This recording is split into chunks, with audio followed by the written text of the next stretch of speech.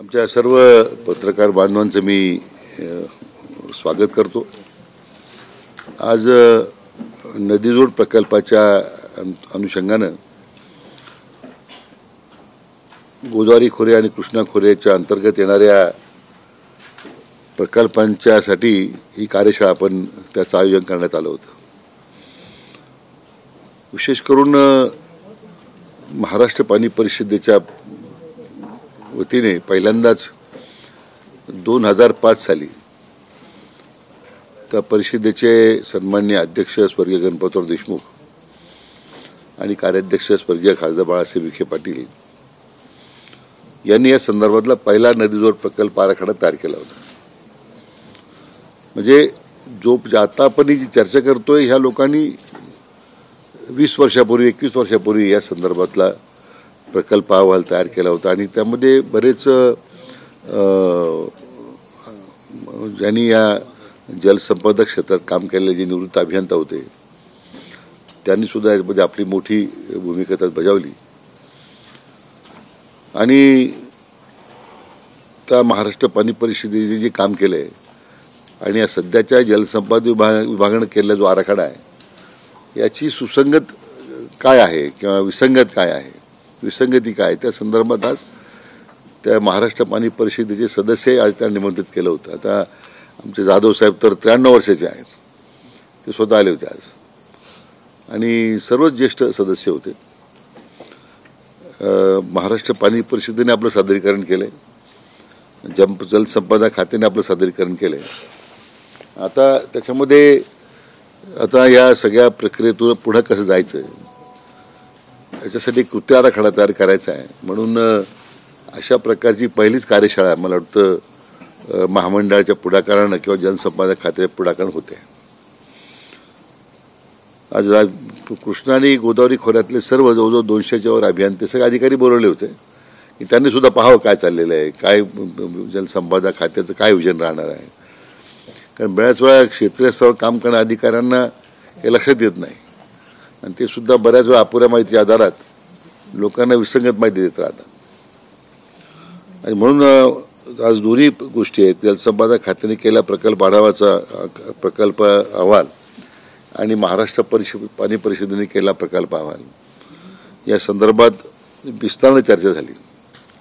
खरं म्हणजे मी या निमित्तानं आपले आदरणीय प्रधानमंत्र्यांचे मनापासून त्यांना धन्यवाद देईल की या नदीजोड प्रकल्पासाठी त्यांनी आता अतिशय उच्चतम प्राधान्य दिलेलं आहे। गेल्याच महिन्यामध्ये मध्य प्रदेशमध्ये केलेल्या पहिल्या प्रकल्पाचा शुभारंभ आणि आता महाराष्ट्रातील या सगळ्या नदीजोड प्रकल्पाला निधी उपलब्ध करून देण्यामध्ये अतिशय सकारात्मक भूमिका त्यांनी घेतलेली आहे।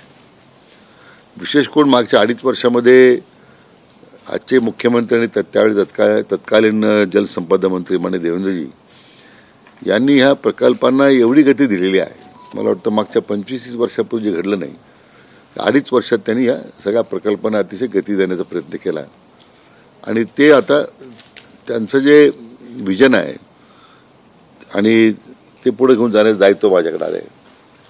मला विशेष करून यासाठी समाधान आहे, आनंद आहे की जे आमच्या वडिलांनी सुरू केलेला हा जो तयार केलेला आराखडा होता आणि ह्या दुष्काळी आणि अतिशय मोठ्या असणाऱ्या गोदावरी खोऱ्यामध्ये पाणी आलं पाहिजे त्यांची धडपड होती,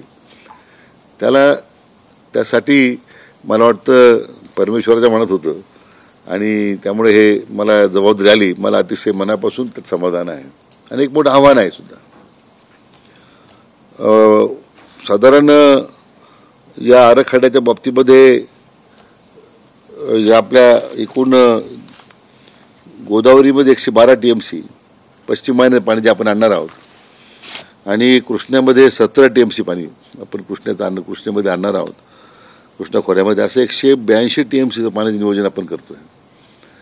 विशेष करून 182 TMC 4 लाख हेक्टर क्षेत्र आपण त्यानिमित्तानं सिंचनाखाली आणण्याचं त्यामध्ये प्रस्तावित आहे आणि त्यामध्ये मराठवाडा आणि नाशिक जिल्ह्यातील 6 जिल्हे आहेत आणि कृष्णा खोऱ्यातील 3 जिल्हे आहेत, पण आणखीन त्याचा विस्तार होत जाईल।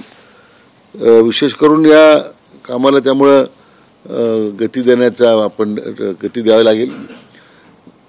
मला वाटतं हे सगळं करताना मात्र ज्या जुन्या सिस्टीम आहेत आता भंडारदरा एक जुनी सिस्टीम आहे, दारणाची जुनी सिस्टीम आहे की ज्यावेळी पूर्वी ब्रिटिशांच्या काळामध्ये 100 किलोमीटर नदीचा प्रवाह येऊन मग कालवे काढलेले आहेत. नव्या पद्धतीमध्ये धरणांमध्ये झाले, त्याच्यामध्ये धरणातूनच कालवे आहेत. त्यामुळे पाण्याचा जो त्या ठिकाणी होणारी तूट आहे किंवा त्यातून मोठ्या प्रमाणात उपसा होतोय, कारण आता दिवसेंदिवस गरज वाढलेली आहे, नागरिकरण वाढते, त्यामुळे शहरांना पाणी जास्त लागते. परंतु शहरांमध्ये कुठेही रिसायकलिंगची योजना नाही आहे. फक्त धरणातून पाणी वापरायचं एवढंच, फक्त उधळपट्टी करायचं एवढं धोरण आहे. खरं म्हणजे सगळ्या मोठ्या शहरांनी आता आपल्या दिलेल्या पाण्याचा उपयोग रिसायकलिंग केलं पाहिजे, पाण्याचं संवर्धन केलं पाहिजे. कारण सातत्यानं शेतीच्या पाण्यावर आरक्षण टाकून बिगर सिंचनाचं आरक्षण वाढत चाललेलं आहे. आणि बिगर सिंचन आरक्षण वाढलं म्हणजे शेवटी शेतीलाच पाण्याची तूट येते. तर आता हे काम वाटतं. आता मी त्या संदर्भात नवीन धोरण आणतोय मी की जेणेकरून या सगळ्या शहरांच्या पाणीपुरवठा योजना ज्या आहेत, जे धरणातलं पाणी वापरत आहेत, त्यांनी आपलं पाण्याचं संवर्धनच्या संदर्भामध्ये काहीतरी पावलं उचलली पाहिजे. आता पुण्याचं उदाहरण आहे. पुण्याला 14 TMC पाण्याची मान्यता आहे, परवानगी दिलेली आहे, आणि आज पुणे 21 TMC पाणी वापरतं, 22 TMC पाणी वापरतं. म्हणजे कधी आम्ही पाणी संवर्धन करणार आहोत? कधी? त्यांनी शेवटी याच्यामध्ये असे अनेक नाशिकची मी काल आढावा घेतला, नाशिक शहराचा कालवा सल्लागार समितीमध्ये. म्हणून आता नवीन पाणी उपलब्ध होईल, त्यावेळेनंतर मग अतिरिक्त पाणी आपल्याला शहरांना देता येईल, भाग वेगळा. पण आजही पाणी संवर्धनाचं काम सुद्धा करण्याची गरज आहे. कारण प्रत्येकाच्या अपेक्षा लाभ क्षेत्रामध्ये पाणी मिळण्याच्या आहे. पण पाणी त्या संदर्भातलं संवर्धन करण्यासंदर्भातला प्रयत्न केला पाहिजे. विशेष करून पाण्याचं जे प्रदूषण आहे ते नद्यांमध्ये एवढं वाढत चाललेलं आहे. आता सगळ्या जसं उदाहरणार्थ जे नाशिक जिल्ह्यातल्या नद्या प्रवाहामधून पाणी काढत येतं. उजनीचं पाणी जे उजनीला पाणी शेवटी कालव्यामध्ये जातं, पण उजनीचं पाणी एवढं घाण आहे कारण सगळी वरच्या शहरातली घाण त्या उजनीच्या पाण्यामध्ये जाते भाऊ, आणि शेवटी त्याच्यावर पाणी पुरवठा योजना सगळ्या. मला वाटतं 100% वॉटर प्युरिफिकेशनचं काम त्या शहरांनी केलं पाहिजे. कारण या निमित्तानं तो एक आमचा भाग आहे, त्याच्यामध्ये आम्ही काही पुढाकार घ्यायचं ठरवलं आहे. तसं मराठवाडा वॉटर ग्रीडचा एक अतिशय चांगला अभिनव उपक्रम हाती घेतलेला आहे की ज्यामुळं सगळ्या जिल्ह्यांमध्ये पाण्याचा नाश होऊन कमी करून पिण्यासाठी किंवा त्याच भागातील जे काही वॉटर बॉडीज आहेत ते भरण्याची त्यामध्ये व्यवस्था आहे. त्याच पद्धतीने वरच्या टप्प्यातसुद्धा काही आपल्याला वॉटर ग्रीड करता येईल का, की ज्यामुळे आहेत का शेवटी पाण्याच्या सध्याच्या उपलब्धतेबद्दल जे ते वाटपाचे अधिकार ठरलेले आहेत, त्यामुळे कोणाची कमी करणं हा प्रश्नच नाही आहे. म्हणून उपलब्ध पाण्यामध्येच त्याचं संवर्धन करता येईल. आता जर आपण वॉटर ग्रीड मार्फत आता उदाहरणार्थ दारणेतून पाणी नाशिकला येतं, मध्ये येतं, मग शेवटी त्या नदीतून पुढं कालव्यात येतं, मग मालेगावला जातं, मनमाडला जातं. ते जर आम्ही थेट पाईपलाईन करू शकलो आम्ही वॉटर ग्रीडसारखं पिण्यासाठी, जवळजवळ आम्ही जर ढोळगमानानं आम्ही विचार केला की 40% मनी सेव्हिंग आहे. तेवढं अतिरिक्त पाणी आपल्याला सिंचनाकरता उपलब्ध करून देता येईल. असा एक प्रयत्न आम्ही आता आज पुढच्या नियामक मंडळात आम्ही एक त्यासाठी सर्वेक्षण करण्याची सूचना मी केलेल्या आहेत. एखादी एजन्सी नेमून अशा पद्धतीने वॉटर ग्रीड्स त्या खोऱ्यांमध्ये जर तयार केले तर आपल्याला उपलब्ध पाण्याचा वापर सिंचनाकरता अधिक उपलब्ध होईल. कारण शेवटी शेतकरी हा आमच्या दृष्टीने प्रमुख घटक आहे की यासाठी जे काही धडपड चालेल. जवळजवळ 40,000 कोटी रुपये आपण गोदावरी खोऱ्यामध्ये नदीजोड प्रकल्पासाठी खर्च करणार आहोत, किंवा जवळजवळ 1 लाख कोटी आपण तुमच्या विदर्भ खोऱ्यामध्ये खर्च होणार आहेत. आज एवढी प्रचंड त्याच्यामधून क्षमता तयार होणार आहे. आता यामध्ये निधीच्याबद्दलचा प्रश्न आहे. आम्ही आता दरवर्षी आम्हाला जे बजेटमध्ये जे निधी मिळतो तर ते तुटपुंज आहे. मग ते निळवंडे डॅम तसं 7 कोटीला सुरू झाला आणि 35 वर्षानंतर तो 5-5.5 कोटीला संपला. अजूनही काम अपुरं आहे, PDNची कामं सुरू आहेत. आता 2018 पासून तर PDNनीच पाणी द्यावं, पाईप डिस्ट्रीब्युशन नेटवर्कनी, असा धोरणात्मक निर्णय झाल्यामुळे बऱ्याच अंशी आता पाण्याची बचत होईल असं आता दिसतंय प्रथमदर्शनी. परंतु लागणाऱ्या निधीची उपलब्धता आणि त्या निधीवर सध्याच्या निधीमधून होणारी त्या प्रकल्पाची पूर्तता इतकं विसंगत आहे. तर मी आता सगळ्या आमच्या अधिकाऱ्यांना सूचना दिल्या आहेत की प्रत्येक विभागानं आता आपण स्वतः एक ब्रेन स्टॉर्मिंग करा म्हटलं तुम्ही की तुमच्या विभागात जे प्रकल्प सुरू आहेत ते जर तुम्हाला 1 वर्षात पूर्ण करायचे असेल तर किती निधी लागेल, 2 वर्षात पूर्ण करायचे असेल तर किती निधी लागेल, किमान 5 वर्षामध्ये प्रकल्प कसा पूर्ण होईल की ज्याला 15-15 वर्षे लागतील. मग अतिरिक्त निधी कसा उपलब्ध करायचा. आम्ही असा विचार केला. म्हणजे इथेच तर थिंकिंग आहे, काय आमचा निर्णय काही घेता आलेला नाही. जसं आपण आता CIDCO, MMRDA, Mumbai metro, Pune metro या सगळ्या कॉर्पोरेशनला निधी उभा करतो आपण ना. म्हणजे त्यामध्ये जॅकर्स फंडिंग आहे, वर्ल्ड बँक फंडिंग आहे, ADB आहे. तसं महाराष्ट्रातल्या ह्या सगळ्या महत्त्वाकांक्षी प्रकल्पाला पुढच्या 5 वर्षामध्ये आम्हाला 1 लाख कोटी रुपये लागलेत, 50,000 कोटी रुपये लागलेत. तर आमच्याकडे जे बजेट आहे सध्या आम्हाला मिळतं ते 20 वर्षाच्या करता लिव्हरेज केलं आपण तर तेवढे पैसे बँक द्यायला तयार होईल. किंवा आमचा ॲसेट बेस एवढा मोठा आहे जलसंपदाचा, धरणांचा जर विचार केला तो काही लाख कोटीचा आहे. पण त्यामुळे काय होईल, कॉस्ट कटिंग होईल, कॉस्ट एस्कलेशन राहणार नाही आणि दिलेल्या वेळामध्येच ते प्रकल्प पूर्ण होतील का निधी उपलब्ध होणार आहे. असे आम्ही थॉट प्रोसेस सुरू केलेली आहे. तर याच्यामध्ये अजून वित्त संस्थेवर चर्चा झालेली नाही आहे. ही फक्त आमच्या स्तरावर आम्ही आता हे संदर्भात विचार प्रक्रिया सुरू केलेली आहे की ज्यामुळं अनेक वर्ष रखडलेले जे प्रकल्प आहेत, वर्षानुवर्ष रखडलेले प्रकल्प आहेत ते आपल्याला लवकर पूर्ण करता येतील. कारण मला निळवंड्याचा आमचा अनुभव एवढा वाईट आहे की त्याच्यामध्ये 35 वर्षे गेली. प्रोडक्टिव्हिटी संपली, लोकांची क्षमता संपली सगळ्या प्रक्रिया याच्यामध्ये. हा सुद्धा नदीजोड प्रकल्प महत्त्वाकांक्षी आहे सगळा. तो जर वेळेत पूर्ण करायचा असेल तर मला वाटतं याला निधी कमी पडणार नाही याची काळजी घ्यावी लागेल. आणि फक्त ती घोषणा ठरू नये, वास्तवामध्ये ते सगळं आपल्याला प्रकल्प आणता आला पाहिजे या दृष्टीने मी आता प्रयत्न करतोय. मी जलसंपदा खात्याला अशा सूचना केल्या की बहुतेक धरणांच्या भोवती बरेच अतिक्रमण तयार झाले आहेत. कोणी हॉटेल काढलेत, कोणी रिसॉर्ट काढलेत, कोणी बऱ्याच गोष्टी केलेल्या आहेत. ते तात्काळ सगळं अतिक्रमण काढण्याच्या सूचना दिलेल्या आहेत त्यांना.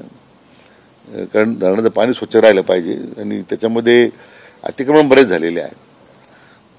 तिसरं आम्ही असं ठरवलं की जलसंपदा खाते स्वतंत्र एक पर्यटन धोरण आम्ही आणतोय. ज्या विभागाच्या सगळ्या धरणांभोवती जे आपलं पर्यटन विकास करता येईल, ज्यामुळे रेव्हेन्यू शेअरिंगवर काही करता येईल का असं एक थिंकिंग चाललेलं आहे. जस्ट मी तुमच्यासमोर मांडलं की अजून तसं काही धोरणात्मक त्या संदर्भात अजून निर्णय झालेला नाही. Just thought process. May be त्या माध्यमातून काही आपल्या माध्यमातून काही सूचना आल्या लोकांच्या तर आम्ही त्याचं स्वागत करू. पण मुख्य आजचा जो कार्यशाळा होती ती नदीजोड प्रकल्पाची होती आणि त्यामध्ये आता विशेष करून माननीय प्रधानमंत्री मोदी असतील, माननीय मुख्यमंत्री मोदी असतील यांचा विशेष पुढाकार असल्यामुळे आमच्या दृष्टीने हा प्रकल्प लवकर कसा पूर्ण करता येतील यासाठी आम्ही प्रयत्न करणार आहोत. पुण्याच्या पाण्याबद्दल सांगितलं की पुण्याला 14 TMC पाणी मंजूर आहे आणि पुणे आता 22 TMC पाणी वापरतं. गेल्या काही महिन्यापूर्वी पुण्यानं महापालिकेनं राज्य सरकारला प्रस्ताव पाठवला की आम्हाला 21 TMC पाणी मंजूर करावं. तर त्याच्याबद्दल काय आपली भूमिका आहे? नाही, आता काय मला खरं म्हणजे त्या संदर्भात मी अजून माहिती घेतलेली नाही आहे. कारण आत्ताच मी चार्ज घेतलेला आहे. पण जे माझा जो एक इतक्या वर्षाचा अनुभव आहे त्या खात्यात काम त्या जलसंपदामध्ये विशेष पुरी पाटबंधारे खातो आणि त्यामध्ये आमच्या वडिलांची सारखे त्यामध्ये या दुष्काळी भागाला पाणी मिळालं पाहिजे म्हणून आग्रह होता. त्यानिमित्ताने आमची भूमिका होती. आता हे जे पुणे महानगरपालिकेचा प्रस्ताव जो आहे तो अजून मला त्याची माहिती नाही आहे. तो आला असेल तर पण हे मी म्हटल्याप्रमाणे महापालिकेला तर रिसायकलिंग तुम्ही किती करणार आहात, पाण्याची वाढीव मागणी करताना रिसायकल वॉटर किती राहणार आहे, तुमचं सांडपाणी प्रक्रिया करून तुम्ही किती सोडणार आहात, ह्या सगळ्या अटीची पूर्तता घातल्याशिवाय मला वाटतं ती मान्यता देऊ नये असं माझं मत आहे. तुम्ही आता म्हटले की धरणाच्या बाजूला अतिक्रमण जी झालेली ती काढून टाकायची आणि ड्रोननी त्याचं सर्वेक्षण करायचं. मात्र पुणे जिल्ह्यात त्याला बंदी घातली आहे, ड्रोन उडवायचे नाही त्या परिसरात. काही भागात राजकीय नेत्यांची अतिक्रमण, तर कसं अतिक्रमणावर कारवाई होणार? नाही, असं आहे की आता प्राथमिक माहिती माझ्याकडे आलेली होती. पण आम्ही म्हणतो तुम्ही ड्रोन सर्वेची बंदी असेल तर जिल्हाधिकाऱ्यांना अधिकार आहेत. तिथे ज्यांच्या कोणत्या व्यवस्थेकडे ते अधिकार असतील ड्रोन बंदीच्या संदर्भातले त्यांना विनंती करू. कारण शेवटी त्या धरणाच्या भोवताली धरणाचं पाणी पुण्याला येते. ते प्रदूषित पाणी तुम्हाला घ्यायचं का प्रश्न तुम्हाला निर्णय करायचा आहे. धरणांच्या परिसरातल्या सर्वच अतिक्रमणावर कारवाई करणार. हो सगळं यापूर्वी पण असा तो प्रश्न मला सांगा. पण यापूर्वी पण असा निर्णय घेतला होता. सध्या जे ऐका ना पण याच्यामध्ये विशेष करून जे हॉटेल व्यवसाय सुरू झालेले आहेत, रिसॉर्ट सुरू यापूर्वी पण झालेले निर्णय घेतला होता पण ते पुढे झालं अजिबात. राजकीय नेत्यांचे बंगले, काहींचे फार्म हाऊस आहेत, त्याच्यासाठी आहेत. सर्वे होते ना एकदम, म्हणजे मग करू ते सर्व एवढे म्हणून तर बंदी घातली ना त्याला. नाही नाही, आपण ते अडचणी येणार नाही त्यामध्ये काही. आपण will take action. Patil sir, दुसरी गोष्ट अशी आहे की तुम्ही आता म्हणाला की धरणाच्या शेजारी पर्यटन विकास वाढवायचं. यापूर्वी पण निर्णय झाला होता 1-5 वर्षापूर्वी, पण ते कुठल्याही अजून पुढे नाही म्हणून मी काय म्हटलं की आता मी आता ढोबळमानानं या सगळ्या गोष्टी विचार केला आहे. तर लेटेस्ट थिंक एकदा याच्यापुढे पुढे जाणं कसं जाता येईल, काय जाता येईल. कारण प्राथमिकता हीची आहे, नदीवर प्रकल्पाची आहे. प्राथमिकता नदीवर प्रकल्प लवकर पूर्ण करून तुटीचं आमचं गोदावरी खोरं तुटीचं खोरं आहे, त्यात पाणी कसं लवकर आणता येईल हा आमचा प्रयत्न आहे. कोकणातलं पाणी, कोकणात काही नद्यांचं पाणी कोकणात जातं आणि ते जाऊन अरबी समुद्रावर जाऊन मिळतं आहे. तर ते अतिरिक्त पाणी पुणे आणि इतर भागामध्ये आणण्यासाठी एक सर्वेक्षण झालेलं आहे आपल्या विभागात. नदीजोड प्रकल्पाचं आहे, पण पश्चिमेकडचं पाणी पूर्वेकडे वळवण्यासाठी त्यातून पुण्यालाही 2.5 ते 3 TMC पाणी मिळण्याची शक्यता आहे. त्याच्या संदर्भात काय नाही, तो आढावा मी घेतो आता. कारण हे जे कोयनाचं जे टाटाचं पाणी जातं याला समुद्राला जातं फायनली, तर ते पाणी आपल्याला इकडे कसं कृष्णा खोऱ्यामध्ये कसं आणता येईल की ज्या भागाला अजून पाणी नाही आहे. आता उदाहरणार्थ मांजरा आणि हा सुद्धा जो भाग आहे धाराशिवचा, तो सुद्धा कोकणाच्या त्या कृष्णा खोऱ्याचाच भाग आहे तो सुद्धा. तर त्याला ते पाण्याचा उपयोग होईल आपल्याला. आणि जे पश्चिम वाहिन्याचं पाणी जे उल्हास खोऱ्यामध्ये आहे, अतिरिक्त जवळजवळ 60-65 TMC पाणी आपण गोदावरी खोऱ्यात आणतो आपण. तो सुद्धा पश्चिम वाहिन्यात ते समुद्रालाच वाहून जाणारं पाणी होतं. आता यापूर्वी अशी चर्चा होते, मला आठवतं आम्ही 30-35 वर्षापूर्वी प्रयत्न करत होतो, पाण्याचं लिफ्टिंग करावं लागेल, प्रचंड वीज लागेल. आम्ही कृष्णा खोऱ्याचा लवाद स्वीकारला. आता टेंबूला आम्ही 2000 हॉर्सपॉवरचे वीज पंप लावलेच आहेत.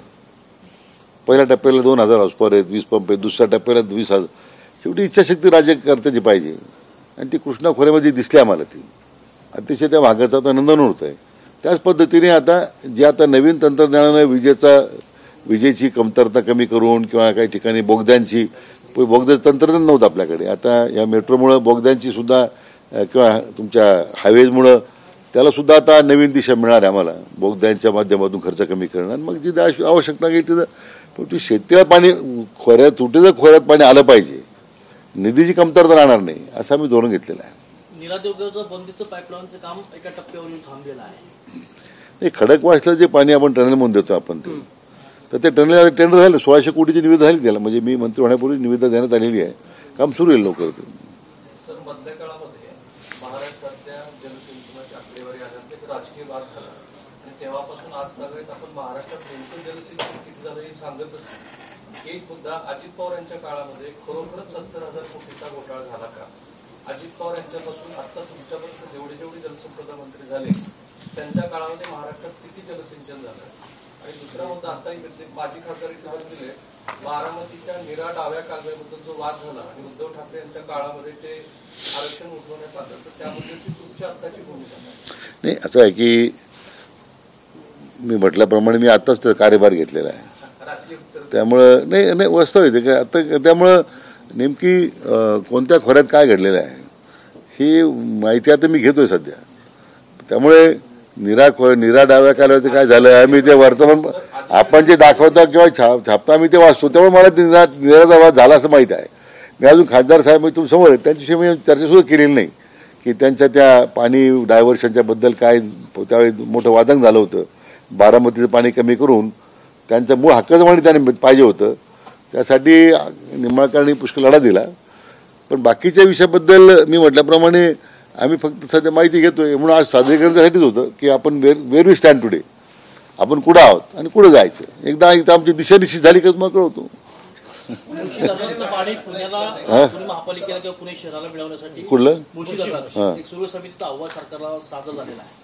नाही, 5 TMC पाणी शहराला मिळू शकतं असं एकंदरीत. मुळातच मी म्हटल्याप्रमाणे नाही आम्ही त्याचं म्हणून प्रत्येक आता पुणे विभागाचं प्रत्येक विभागाचं वेगळं सादरीकरण आता मी त्यांना पुढच्या वेळेस करायला सांगितलंय की तिथं काय काम चाललंय, काय प्रस्ताव होते, किती मंजूर आहेत, काय आरक्षण केलेलं आहे, किती सिंचनाचं बिगर सिंचनाचं आरक्षण किती टक्के वाढलं मागच्या 5 वर्षात, तर त्याच्या मुख्य अभियंत्यांना त्यांच्या सगळ्या अधिकाऱ्यांना बसून मग मी ठरवलं की एक दिवस पूर्ण पुणे विभागाचं, एक दिवस पूर्ण संभाजीनगर विभागाचं, एक पूर्ण दिवस कोकण तुमचं नाशिक विभागाचं, असं आपण सादरीकरण पाहू. म्हणजे फॅक्ट्स काय आहे ते समोर येतील.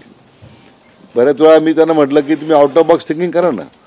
फक्त काही सरकारचे आदेश येतात, ठीक आहे, ते पाळलेच पाहिजे, परंतु या व्यवस्थेमध्ये काय बदल करण्याची आवश्यकता तुम्हाला असं वाटत असेल आम्हाला सूचना करा. की तुमचं फील्ड एक्सपिरियन्स आहे, तुम्ही फील्डवर आहात, शेतकरी तुमच्याशी बोलतो, नागरिक बोलतो शहरातला, आम्हाला सांगा तुम्हाला काय केलं पाहिजे. इट इज नॉट नेसेसरी की आम्ही एक धोरण ठरवलं आणि ते सगळ्यांनी मान्य करावं. पण सर तुम्ही आता म्हटलं की तुम्ही आदेश तर दिलेत सगळ्यांना, पण हे आदेश याच्या पूर्वी पण दिले होते, पण कारवाई काहीच होत नाही. फक्त सर्वे होतो, अधिकारी जातात, पाहणी करतात, नंतर अधिकारी परत भेटतात. आणि मी माझ्या कार्यकाळामध्ये आतापर्यंत जे मी खाते सांभाळले, मी विचारपूर्वकच निर्णय घेतला तर तो पूर्ण करतो. त्यामुळे त्याच्यामध्ये काही डिले होणार नाही. That I can assure you. म्हणजे अजिबात नाही. थोडं मला जरा त्रास होईल त्याचा, पण आपण ते मात्र शेवटी होणार कोणाचा रिसॉर्ट असू आणि काही त्याच्यामध्ये चिंता नाही आहे, ऍक्शन होणार. तर 2 प्रश्न आहेत. आलमट्टीच्या संदर्भात कर्नाटकने आताची भूमिका घेतली तेव्हा देवेंद्र फडणवीस असं म्हणाले की आम्ही कोर्टात जाऊ. तुमचं स्टँड काय? दुसरं असं की मेंढीगिरी समितीच्या समन्यायी पाणी वाटपा संदर्भातली आता नवीन शिफारस आली, त्याच्यावर मराठवाड्यात तीव्र प्रतिक्रिया उमटत आहे. तुम्ही 65 वरून 58% आणताय, तर तुमचं मत काय? आलमट्टीबद्दल तर सातत्यानं ती उंची वाढ झाल्यामुळे जो मागं पाण्याचा फुगाटा येऊन जी कृष्णा आणि पंचगंगेच्या अगोदर पुरामुळे प्रश्न निर्माण झालेत, तर माननीय मुख्यमंत्र्यांनी तिची भूमिका स्पष्ट केलेली आहे की आम्हाला ते मान्य नाही, आपण कोर्टात जाऊ. त्यामुळे त्यात माझी वेगळी भूमिका असण्याचं कारण नाही. शेवटी राज्य सरकारची भूमिका अजून त्यांनी स्पष्ट केलेली आहे. दुसरा जो मेंढीगिरी समितीचा जो अहवाल आहे, 65% 57% आणण्याचा नवीन जल आराखडा तयार झाला आहे, त्याच्यामध्ये अजून तो आमच्याकडे आला नाही. पण मला वाटतं की त्याच्यामध्ये पाणी कमी करण्याचा हेतू नाहीच आहे. म्हणजे मला जर विचारलं, मी कारण असेल सांगितलं की मराठवाड्याच्या हक्काचं जे पाणी त्यांना दिलंच पाहिजे, आपण त्यात बदल होणार नाही. या 57% का केलं हे मी मंत्री होण्यापूर्वीच तो अहवाल आलेला आहे. ते उद्या मी मंत्री असता झाला असता तर गोंधळ झाला असता, पण सुधारणा तो अहवाल अगोदर येऊन गेला. पण मी आपल्या खात्रीपूर्वक सांगतो की त्यात मराठवाड्यातल्या जनतेनं चिंता करण्याचं कारण नाही आहे. आपण त्यांचं जे 65%चं आहे की 57% का झाला, आम्ही येता तज्ञ समितीचा आम्ही अहवाल काय सांगतो, कशामुळं ते मागवतो मी. परंतु आता उदाहरणार्थ जायकवाडीच्या पाण्याचा सुद्धा जो वापर व्हायला पाहिजे, आता उदाहरणार्थ परळीला औषधी केंद्र आहे, त्याला पाणी किती वर्ष कालावधीतून चाललंय, 70% लॉसेस आहेत. आता आम्ही सूचना दिल्यात त्या महाजेनकोला की तुम्ही जायकवाडी धरणातून थेट पाईपलाईन करा. पाणी संवर्धन तुम्हालाच करायचं आहे, पाणी तुम्हालाच वापरायला मिळणार आहे. आता कॅनॉलमध्ये जर गळती असेल एवढी, तर कॅनॉलचं तातडीनं लाईनिंग करणं, ते पाणी शेतकऱ्यापर्यंत पोहोचवणं आपण करतोच आहोत. ते मराठवाडा वॉटर ग्रीड आपण तयार केलेली आता, माननीय देवेंद्रजींच्या काळातच ती कल्पना आली, त्याला चालना द्यावी लागेल आपल्याला, त्याला प्रयत्न करतो आपण. त्यामुळे पाणी कमी करणं, 65 to 57 करणं हे काही सरकारचं धोरण नाही आहे. अहवाल आम्ही स्वीकारलेला नाही अजून. तो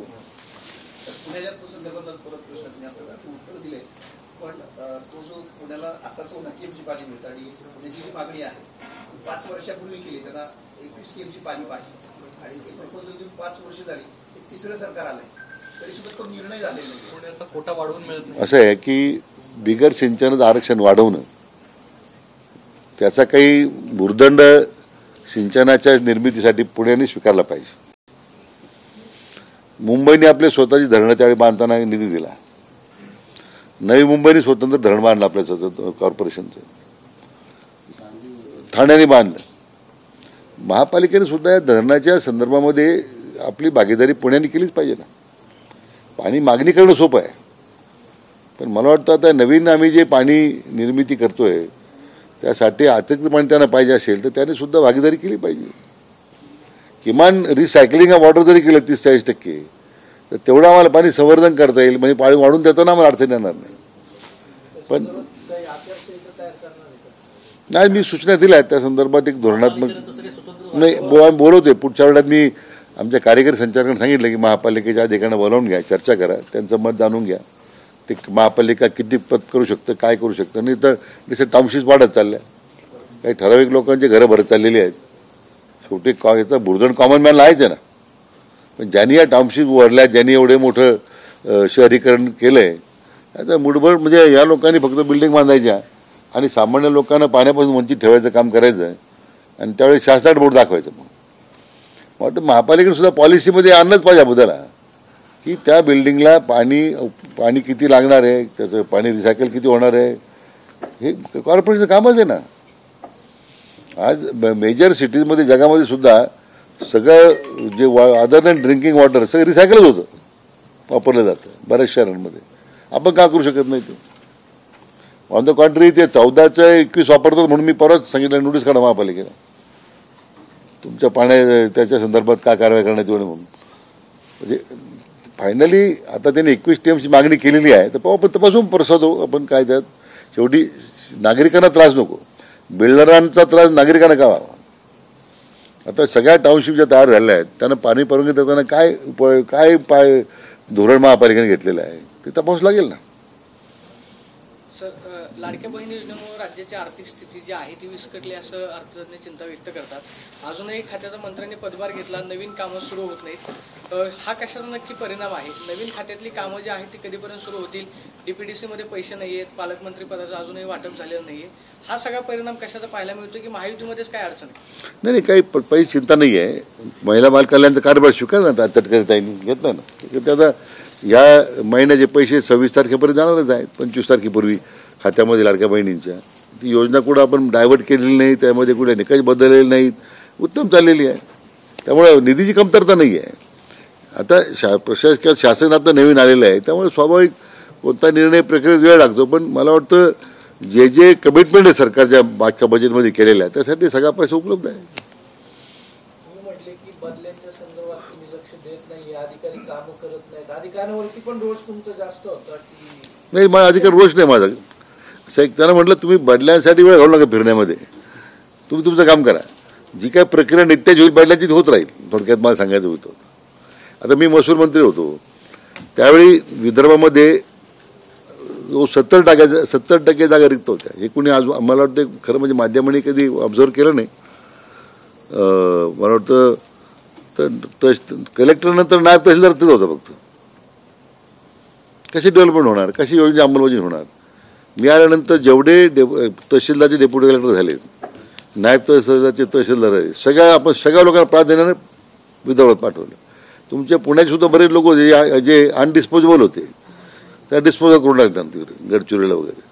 त्यामुळे पहा तुम्ही आज 98% जागा भरलेल्या आहेत. महाराष्ट्राच्या निर्मितीनंतर पहिल्यांदा विदर्भामध्ये 98 to 99% वेकन्सी म्हणजे जागा भरलेली, 1-1.5% वेकन्सी आहे. ह्या योजनेची अंमलबजावणी जर होत नसेल तर मग हे सरकारच्या योजनेची अंमलबजावणी होणार कशी? मग आता ती लाडक्या बहिणी आहे, सगळ्या पोस्ट आहे, जागे लोक आहेत, सगळे भरल्या गेल्या, काय प्रॉब्लेम नाही आहे. त्यामुळं पॉलिसी म्हणून आपण विचार केला पाहिजे, इंडिव्हिज्युअल म्हणून विचार करून नाही चालणार माझं मत. थँक्यू.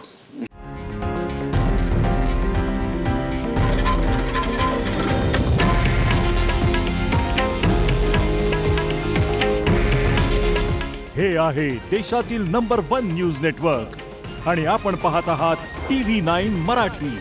काळजी तुमची, हित महाराष्ट्राचं.